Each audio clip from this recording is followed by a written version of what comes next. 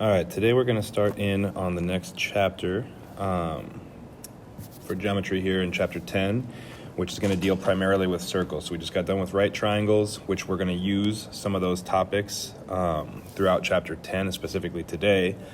But we're going to be focusing primarily on circles, so the lines and segments within circles, different properties and characteristics, and we'll finish up with graphing and writing equations of circles.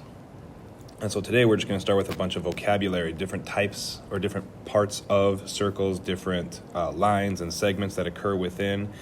So as far as the video today, I might go a little bit quickly through, so if you need to pause to write stuff down, feel free to do that, or if you need to rewind and catch some things, you can. But it's really just a matter of getting the vocabulary down. So as far as the definition of a circle, it's the set of all points in a plane that are the same distance from a given point. So basically a circle is made up of an infinite number of points around the circle. So we have this line around the outside where we have infinite number of points here.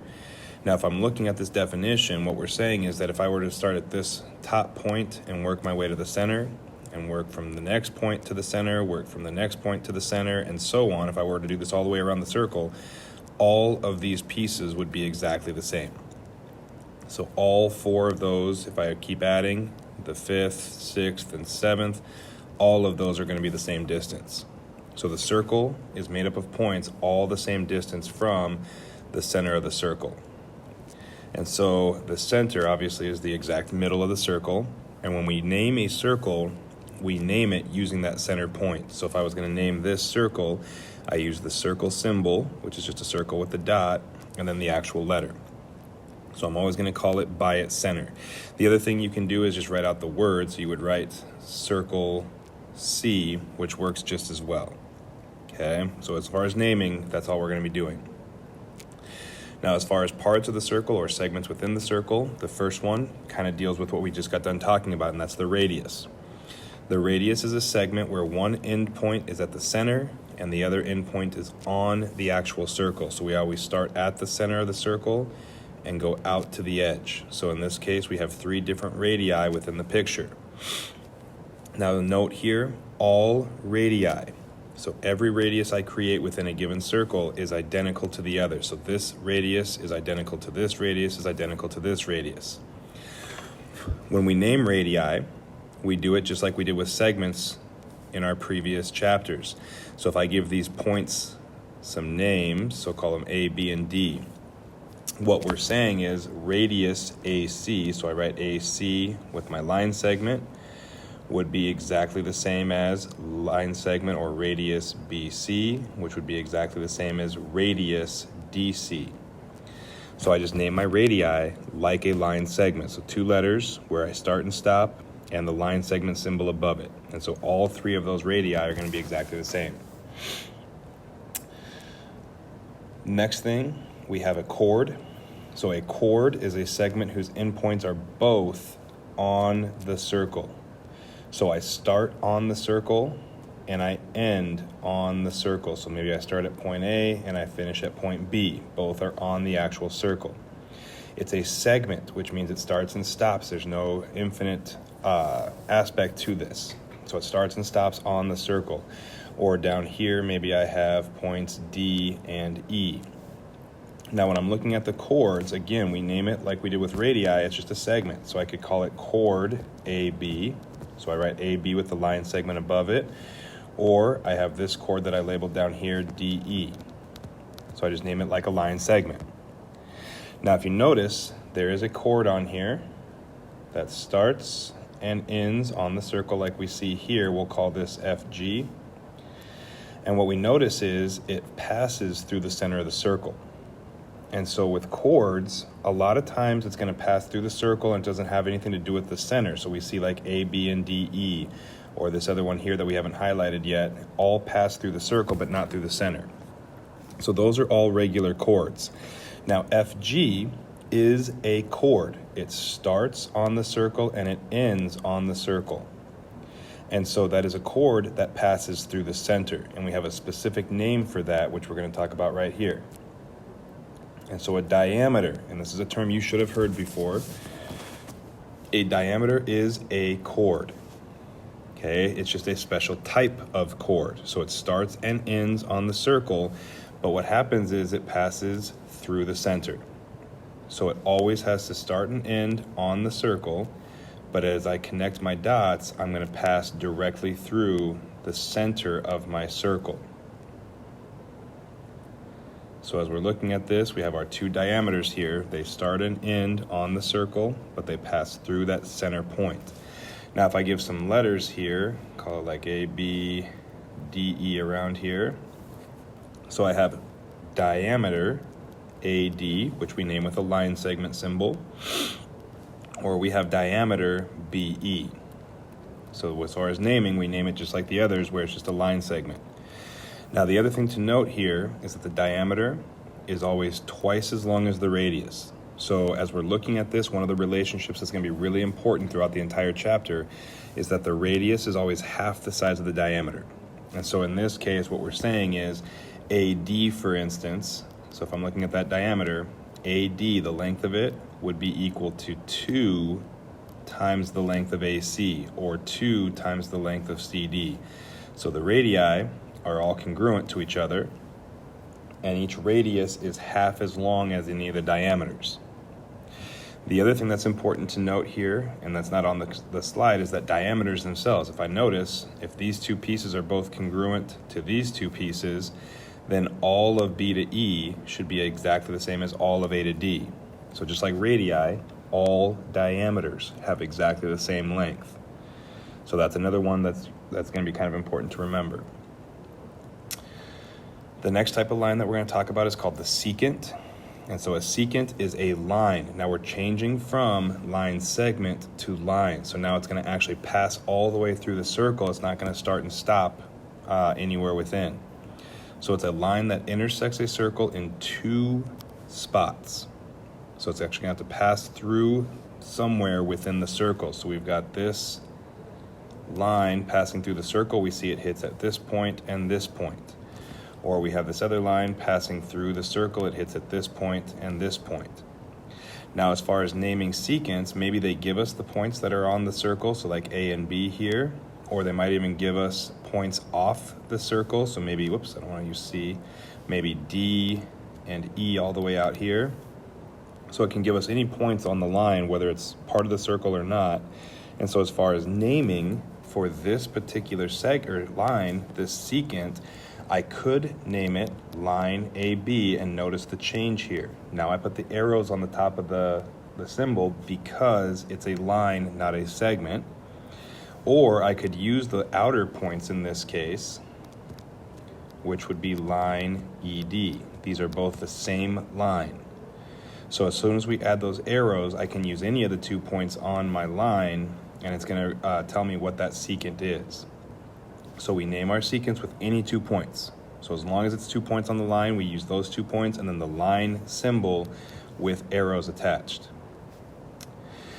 The last type of line we're going to talk about is a tangent line. And so a tangent line is a lot like a secant. It's a line, so again, it goes on forever, but it intersects in exactly one single point. So it's not actually going to pass into the circle. It's only going to go right along the edge of it, touch at one point, and move on. So we see this line at the top here, comes across, touches the circle, and moves on.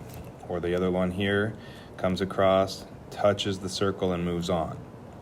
So that tangent line isn't going to pass into the circle at all. The other thing, just depending on how they draw a picture, if I draw a line like this is not a tangent line, because if I were to extend it, notice I would go through the middle of the circle and I'd end up creating a secant. So when we're looking at these, it can only touch the outside and move on. The other thing to note here is that we have point T.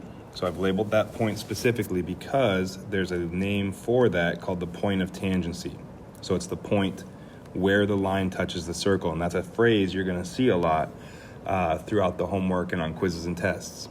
So it's extremely important that you understand it's the point where the line hits the circle. And again, as far as naming, we name it with any points that are given on the line. So maybe they tell me out here is point A and out here is point B. And so I could call this line AB. And again, I use the arrows. Or maybe I call it line AT and I use the arrows. Both of those mean the same line. So it's just like naming like we did all year, naming lines with the arrows on the ends. Now, tangents have some specific properties that we have to be aware of, and the big one is the fact that if I have a tangent line, so in this picture over here, I have line M, which is tangent to circle Q. And so that point where we meet the circle, that point of tangency is point P. And what happens is anytime we have a tangent line where that point of tangency occurs, that point will always be perpendicular to the center. So like if I join a radius out to that point of tangency, I'm always going to create perpendicular lines. So if I were to create another tangent line down here, so if I were to hit at this point, call it point R, if I were to draw a radius out to that point, then I would automatically create a right angle. And so that's an extremely important concept that we're going to be using a lot throughout the course of the chapter. Now, as far as using it, if we look at this example down here, the question asks, is line segment ST tangent to circle P? So they want to know, is this line right here, because it looks like maybe it only hits at one point, so maybe that's tangent, okay? But we want to check to see for sure if it is. Now, if it is tangent, what this theorem says is that this should be a right angle. They don't tell us it's a right angle, so we have to verify that. So notice, if I look at all the pieces they gave me, basically what I'm looking to see is, do I have a right triangle here? So can I verify that that is in fact a right triangle? The only way to do that is using Pythagorean theorem. So remember, our hypothesis, or our C, is always the biggest side, so 37 is the biggest side, or it's the one across from what we hope is a right angle. Now, keep in mind, I'm making this notation here to kind of illustrate what we're trying to do here. We don't know that that's a right angle yet. So there's my C value. That means my A and B would be the other two sides. So I'm going to take 12 squared plus 35 squared and set it equal to 37 squared. And so if I work this out on my calculator, and I go ahead and take 12 squared plus 35 squared, that gives me 1,369. And if I take 37 squared, I get 1,369. And so what's happening here is both sides ended up being identical. And so if A squared plus B squared does equal C squared, that means my C is perfect. And that means I have a right triangle. So the answer to my question is ST tangent. Yes, it's tangent because we had a right triangle. If I set up my A squared plus B squared equals C squared, and they don't equal each other. So maybe in this case, if we said this was 38. Now, if I were to reuse this, I'm still going to get the 1,369 like we did here. But if I take 38 squared, I now get 1,444, and now I see they're not the same, and so if that was the case, then this line is not tangent. So if both sides equal each other, we're good. If they don't, then we don't have a tangent. So that's one of the types of questions you're going to be expected to know. The other type, using exactly this theorem, is using that Pythagorean theorem to solve for the radius. So now if we look at this part here, it says point B is a point of tangency. So we know this is a point of tangency, which makes this a right triangle automatically. What we're looking for is R. We want to know how big the radius is for this circle. So what I have to understand here is if this is a right triangle, that means this side over here is my hypotenuse. Now this hypotenuse is two pieces put together. It's this R plus the 50. So there's two parts of that I have to account for, so it's R plus 50. That's my hypotenuse, which means that's my C. And then that means these other two pieces are my A and my B. So when I set up Pythagorean theorem, I'm going to have my A squared, so R squared plus 80 squared is equal to my hypotenuse, which is R plus 50. So this whole expression, R plus 50, needs to be squared. Now, This takes us back to a concept in Algebra 1 that you need to remember, which is called FOILing. So what's going to happen here is when I square a binomial like this r plus 50, that means what I'm really doing is I'm taking r plus 50 times r plus 50. So I'm taking the number times itself. And so for FOILing, we do the first terms, r times r is r squared. We do the outer terms, r times 50 is 50r. I do the inner terms, 50 times r is 50r. And I do the last terms, which is 2500, and that's something you can plug in your calculator. So what's going to happen here is I'm going to combine like terms. And so this becomes r squared plus 100r plus 2500. And so when I come back to my original equation, so I come back to what I initially set up here, if I look at the left side, I get r squared plus, if I plug in 80 squared in my calculator, I get 6400, is equal to my new expression, r squared plus 100r plus 2500. So all I did was FOIL the right side, and then I set it equal to the left side, which I plug into my calculator. Now what I notice here is when I go to solve, what might freak you out a bit initially is the whole r squared thing. But notice there's an r squared on both sides, which means this r squared and this r squared are going to cancel. And so now we just have a regular equation where I can subtract 2500 from both sides. And so I get 3900 is equal to 100r. And then I can divide both sides by 100, and r would equal 39 feet. So there's my radius, 39 feet. And this is something where we're going to get plenty of practice with. So if you didn't quite follow this initially, there's going to be a couple on the homework that you can get some more practice with that on. But that's kind of the process we're going to use. Now the last one is a fairly straightforward concept.